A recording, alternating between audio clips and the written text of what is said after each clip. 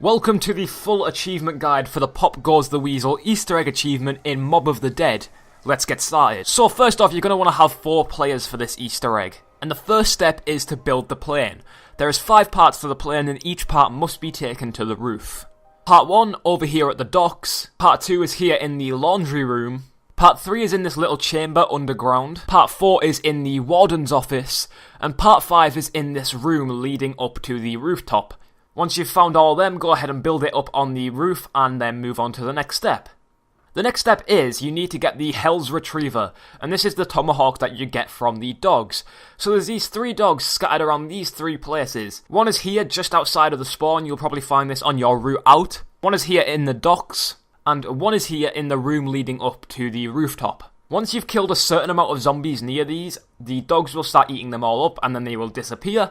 Once they've disappeared, if you go underground, the Hell's Retriever will spawn. Pick this up and move on to the next step. The next step is there is 5 hidden skulls. You can see these skulls in Afterlife mode, but you do not need to go into Afterlife mode if you know the exact positions of them. So the first one is just outside the library in this cell. If you throw your Hell's Retriever at the skull at the back, you'll see this blue skull come out and then you'll hear a ka-ching sound. The next one is at the docks here, where the Mule Kick and PhD Flopper machine are. If you look at this pole right here, and you throw your Hell's Retriever at it, the blue skull will come out. The third one is on the gondola path. If you go to the Juggernog machine, you can actually just look right at this light, jump up, throw the Hell's Retriever at it, and the blue skull will come out. Number 4, if you go to the far left corner of the roof, go ahead and throw your Hell's Retriever right here, and there is the next skull. And finally, you're going to want to head to the warden's office, go to the window next to the speed caller machine, throw it at the top of this pole, and your final skull will come out. You'll hear the laugh that you typically hear in zombies to let you know that you've done it, and if you turn around and look at the warden's table, a blundergat will spawn, and the person that picks it up will get a message from Brutus himself. Once you've done that, you're going to want to go ahead and find the fuel for the plane. The fuel canisters can be found in the places that you actually found the parts in previously. So go ahead and find all the fuel, take it to the rooftop and refuel the plane.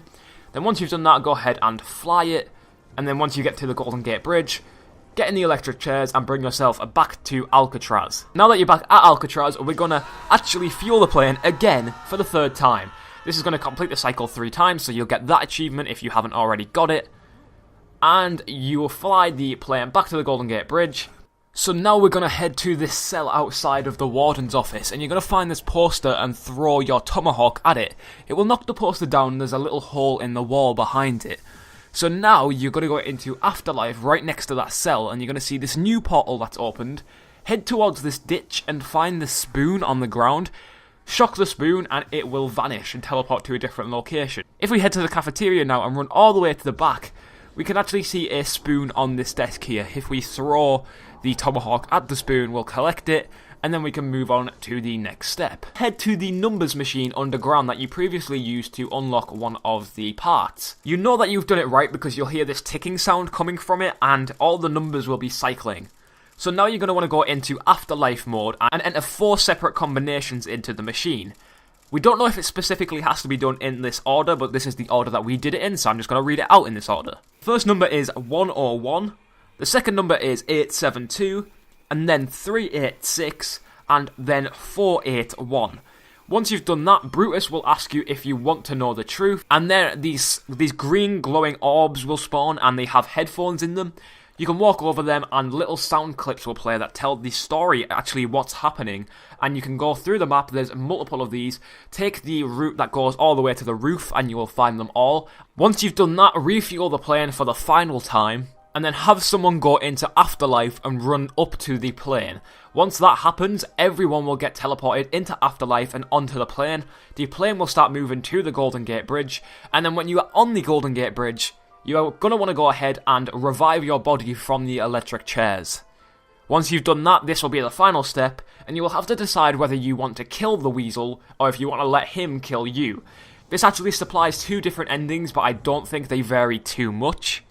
We actually let the Weasel kill us, and this broke the cycle and unlocked us the 25 gamer score achievement, Pop Goes the Weasel. So I actually want to thank a few people for helping me out on this one. First off, for helping us out with the scores, I want to thank Mr. Dave the Rave 411, Mr. Bear 411, and I'm Jakey. Then I want to thank Telixian, A Snorkel and Crazy Guy for working with us throughout the day to actually get through this. And I want to thank Nick That Gaming Show, GH, Starburst and Champs Bailey for actually being on the team that helped me complete this. Anyway guys, thanks for watching and goodbye.